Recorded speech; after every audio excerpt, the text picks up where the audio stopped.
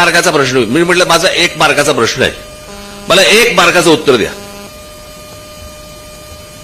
मला म्हणले काय? म्हटलं केंद्रात सत्ता कोणाची? ते बोलले भारतीय जनता पक्षाची. म्हटलं राज्यात सत्ता कोणाची? ते बोलले भारतीय जनता पक्षाची. म्हटलं मग शिवसेनेचे 6 खासदार हे भारतीय जनता पक्षामध्ये न जाता शिंदेकडे का गेले?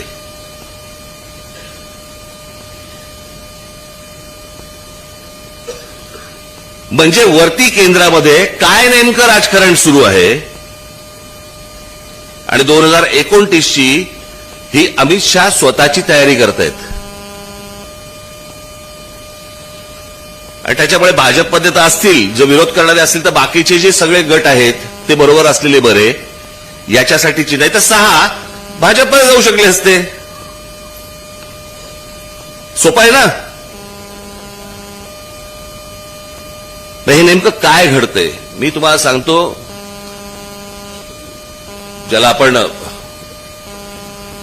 अंतर्गत ज्याला म्हणतो ना, एक वाद, ज्वालामुखी, त्रास, असा जो गोंधळ सगळा जो आहे ना, हा या देशापेक्षा भारतीय जनता पक्षात जास्ती आहे.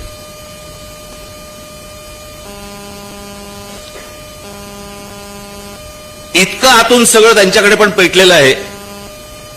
आता फक्त नरेंद्र मोदी आहेत, एक तिकडे एक मॅग्नेट आहे, त्याच्यामुळे सगळं शांत आहे.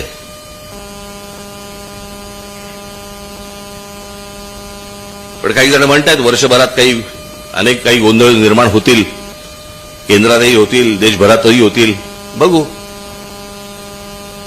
पण मला असं वाटतं की तुम्ही तयारीत असणं गरजेचं आहे. ज्या वेळेला वेळ येईल त्यावेळेला तुम्ही घट्ट जमिनीत पाय रोवून उभे असलेले मला दिसलेले पाहिजेत. आणि म्हणून या एसआयआरच्या तयारीला लागा.